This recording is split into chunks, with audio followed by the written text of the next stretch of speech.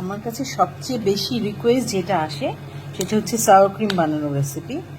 আমি নিজে তো মার্কেটের সাওয়ার ক্রিমটা কিনে নেই। অনেকের হয়তো আপনাদের এত বেশি পরিমাণে সাওয়ার ক্রিম লাগে না, কারণ এই ক্রিমগুলো একবার প্যাকেট খুললে খুব বেশি দিন ইউজ করা যায় না। তো তারা কতগুলো অল্টারনেটিভ ব্যবহার করতে পারবেন। তো আমি এরকম 2 রকমের অল্টারনেটিভ দেখাচ্ছি আর কি আজকে। প্রথমটা দেখাচ্ছি ডেইরি ক্রিম দিয়ে। আচ্ছা, আমি এখানে কোন কোম্পানিটা ইউজ করেছি সেটাও একটু দেখাচ্ছি। এটা হচ্ছে এমবর্গের যেটা, সেটা ইউজ করেছি। অন্য যে কোনো কোম্পানির ডেইরি ক্রিম আপনি ইউজ করতে পারবেন। বেকা হতে পারে, তারপর আপনার নারম্যান হতে পারে, বা যেটা আপনি পান হচ্ছে আমুলেরটাও করা যাবে, বাট আমুলেরটা একটু ফ্যাট পার্সেন্টেজ কম থাকে। তারপর আপনাদের কাজ চালানোর মতো সাওয়ার ক্রিম হয়ে যাবে। সাওয়ার ক্রিম আর দই এক্স্যাক্টলি সেম না হলেও আপনি সিমিলার হিসেবে ইউজ করতে পারবেন। বেসিক্যালি ক্রিমের দই, ক্রিম দিয়ে যদি আপনি দই পাতেন সেটা হচ্ছে সাওয়ার ক্রিম হবে।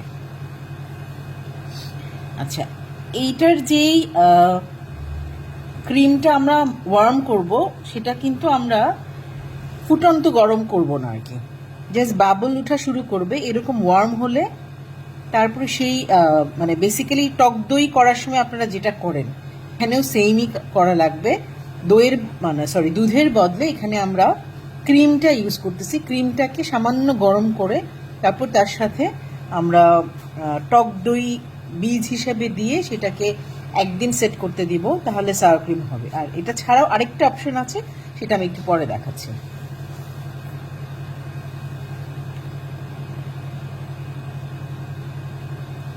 আচ্ছা, আরেকটা জিনিস, ডেইরি ক্রিম দিয়ে যখন কাজ করবেন এটাকে একদম ফুটানো যাবে না। কেন সেটা আমি বলি। যখনই ফুটানো শুরু করেন তখন হচ্ছে উপরের সর পড়ে যাওয়ার মতো হয়। এই যে দেখেন এখন মাত্র বাবল ওঠা শুরু করেছে, আমার মনে হয় একটু দেখা যাচ্ছে নিচে। এরপরে আমি জালটা বন্ধ করে দিব। জালটা বন্ধ করে এটাকে কন্টিনিউয়াস নাড়তে হবে যাতে সর পড়ে না যায়।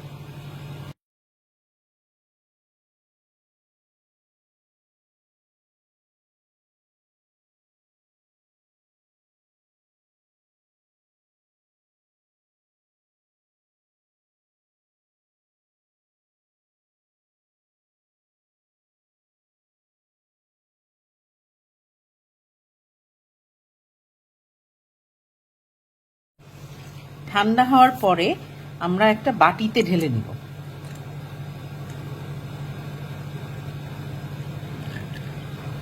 ঠান্ডা বলতে কিন্তু একদম ঠান্ডা না, খানিকটা ওয়ার্ম থাকবে।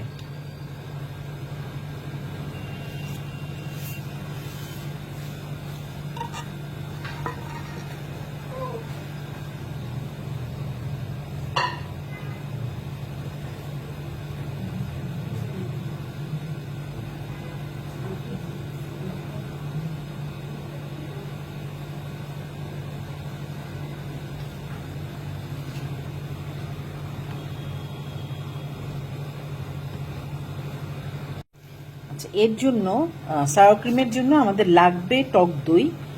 তো অনেক বেশি লাগবে না, আমি যেহেতু 2 রকম বানাচ্ছি প্রত্যেকটার মধ্যে 1/4 কাপের অর্ধেক লাগে আর কি। আমি একবারে 1/4 কাপ ছেঁকে নিচ্ছি, তাহলে আমি এটা দিয়ে 2টা সাওয়ার ক্রিম করতে পারবো।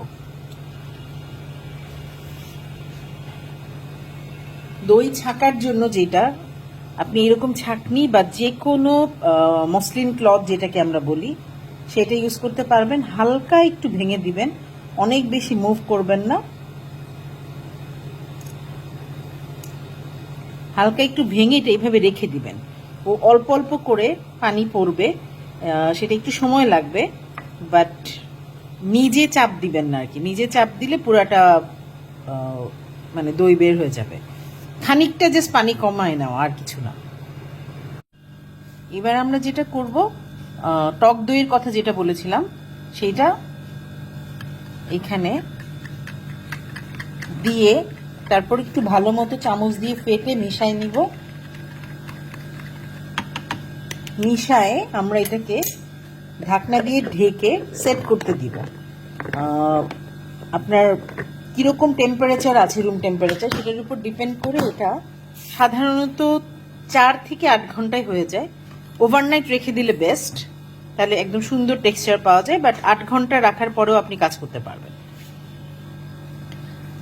এটা হয়ে যাওয়ার পর 8 ঘন্টা পরে আমি আবার রেকর্ড করে দেখাবো যে কেমন টেক্সচার হচ্ছে।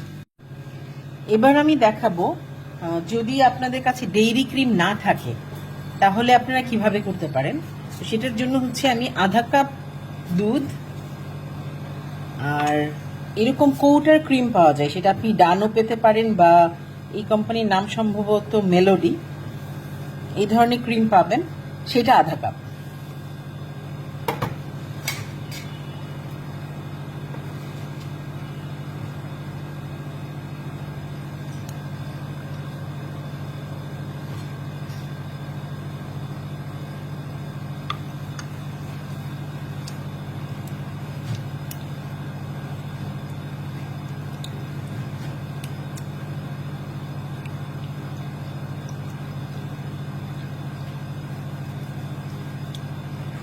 মিশিয়ে একদম ভালো মতো ব্লেন্ড করে আমরা আগে মানে ডেইরি ক্রিম যেভাবে জাল দিয়েছিলাম সেভাবেই দিব জাল।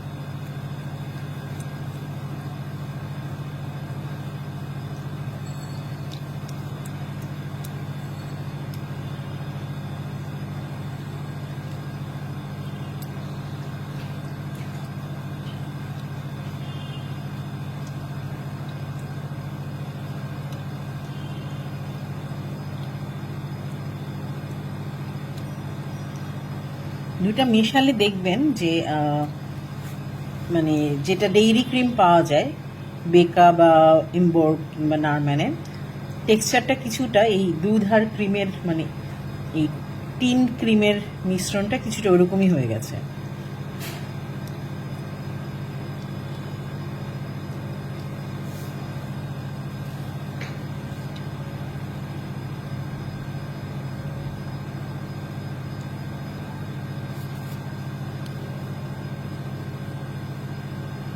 আমাদের আর গরম করা লাগবে না, জাস্ট দেখবেন যে তলায় খালি বাবল ওঠা শুরু করছে কিনা, এই যে একটু নড়ালেই দেখবেন বাবল ওঠা শুরু করেছে, এরপরে আমরা আর জাল দিব না।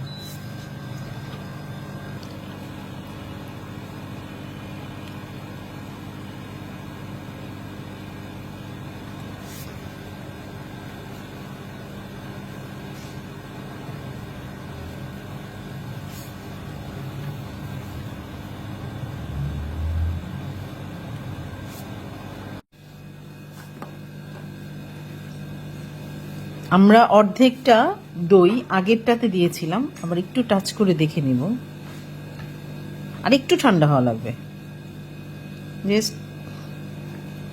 10-15 সেকেন্ড পরে দিচ্ছি আর কি। যারা দই পাতেন তারা এই টেম্পারেচারটা বুঝতে পারবেন। এটা আসলে বেশি গরম যদি হয়ে যায় তাহলে দইয়ের যে বীজটা থাকে সেই বীজটা মরে যায়, সেটা যাতে না মরে সেটার জন্য আমাদেরকে গরমটা একটু কমাই নিতে হবে। এরপর আমরা কিন্তু এখানে দই অনেক ছাঁকি নাই, হালকা একটু ছেঁকে নিয়েছি, জাস্ট পানিটা যাতে বেশি না হয় সেই জন্য।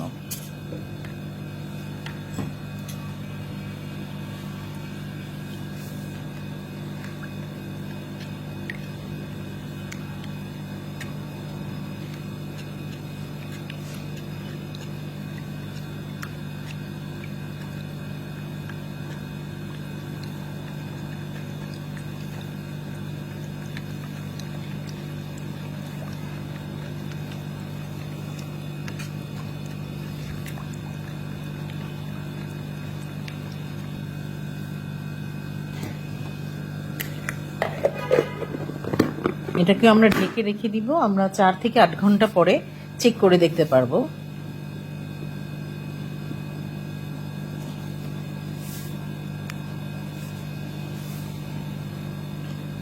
যে দুইটা আমরা বানিয়েছি চেক করে দেখার জন্য আপনাদেরকে দেখাবো আমি। আশা করি যাদের সাওয়ার ক্রিম পেতে সমস্যা হয় এইটুকু অন্তত ম্যানেজ করতে পারবেন। আমরা সেই দিন যে সাওয়ার ক্রিমটা বানিয়েছিলাম সেটা আমরা একটু দেখছি। এটা হচ্ছে যেটা অরিজিনাল ডেইরি ক্রিম দিয়ে বানানো, এটার টেক্সচারটা একদম মানে কেনা সাওয়ার ক্রিমের মতোই টেক্সচার আসবে।